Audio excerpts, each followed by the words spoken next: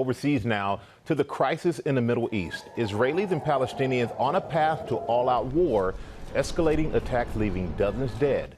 Matt Gutman is on the ground in Tel Aviv. Matt. Hey, good morning, Michael. The Israeli military says that over 1,000 rockets were launched from Gaza into Israel. This is the impact crater of one of them. It sent a fireball throughout this neighborhood, incinerating these cars and firing shrapnel like this into these homes.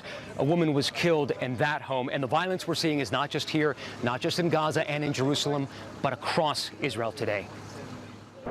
Overnight, that swarm of rockets fired from Gaza raining down on Israel. Israel's Iron Dome defense system intercepting many, those explosions lighting up the night sky. About 3 a.m. here, and the sirens are out again on the balcony, and the rockets have been fired from just behind me. Sirens sounding, residents scrambling for cover in central Israel, home to nearly half of the country's population. This home obliterated, but miraculously, its occupants survived in their bomb shelter. But many of those rockets making it through, this one blowing up a bus just south of Tel Aviv, bystanders racing towards that fire. In all, 6 killed and dozens wounded from rocket fire in the past 24 hours. The Israeli military saying about 1,000 rockets have been launched towards Israel from Gaza over the past 48 hours, the most in years. Hamas calling the rocket attack a reprisal for the flattening of this 13-story building in Gaza.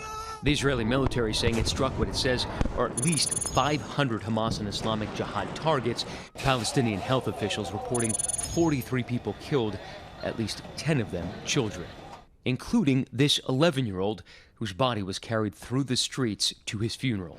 And violence on another front. Overnight, fiery clashes in several mixed Arab-Jewish towns inside Israel proper. Over 200 protesters wounded in street battles there with Israeli police. This is the first time that we've seen that kind of violence in those mixed Jewish-Arab towns in over a generation. They are largely protesting Israel's treatment of the Palestinians. Now, the UN and the U.S. State Department are calling for calm, but overnight, the Israeli military said it's calling up thousands of reservists and said this is not going to be a short campaign. George. Feels like it could get worse before it gets better. Okay, Matt, thanks very much. Hi, everyone. George Stephanopoulos here. Thanks for checking out the ABC News YouTube channel. If you'd like to get more videos, show highlights, and watch live event coverage, click on the right over here to subscribe to our channel. And don't forget to download the ABC News app for breaking news alerts. Thanks for watching.